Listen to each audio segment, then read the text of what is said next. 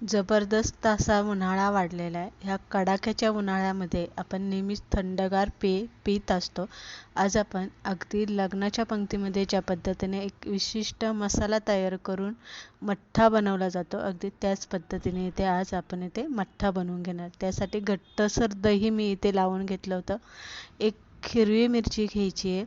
त्यानंतर आल्याचे आपल्याला 2-3 किंवा 4-5 तुकडे घ्यायचे. पुदिना घ्यायचा आहे, जिरे घ्यायची आहे, थोडासा ओवा घ्यायचा आहे आणि नंतर ते मिक्सरमध्ये घालून घ्यायचे आहे.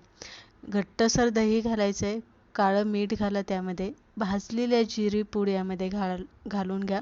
काळी मिर पूड घाला, 2 किंवा 1 चमचा साखर घाला, आपलं नेहमीचं जे मीठ असतं ते थोडंसं यामध्ये घालून घ्या. 2-3 कोथिंबीरचे पानं घाला. मिक्सरला असं फेटून घ्या थोडंसं. हा मसाला बनून तयार झालेला आहे. आता यामध्ये आपल्याला दही चांगलं फेटून घ्यायचं आहे आणि ते यामध्ये घालून पाणी घालून घ्यायचं. एक गाळणे घ्या, गाळण्यातून हे मिश्रण चांगलं गाळून घ्या आणि नंतर यामध्ये तुम्ही थंड पाणी घालून घ्या. तर इथे बघू शकता, हा जो आपण मसाला तयार करून घेतलेला आहे याचा जो चोथा आहे तो तुम्ही इथे टाकून द्या.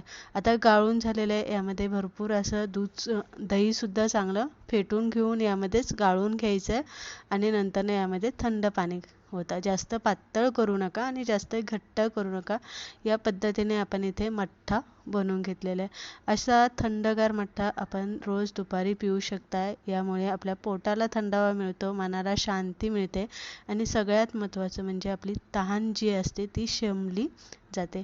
तर तुम्हाला ही मठ्ठ्याची रेसिपी आवडली असेल, लाईक करा, शेअर करा. अशाच आपण एखाद्या थंडगार रेसिपीसोबत परत भेटणार आहे. तोपर्यंत मस्त खात राहा आणि ह्या कडक उन्हाळ्यामध्ये लहान मुलांची तुमची काळजी घेत राहा. चला परत एकदा अशाच रेसिपीबरोबर भेटूया.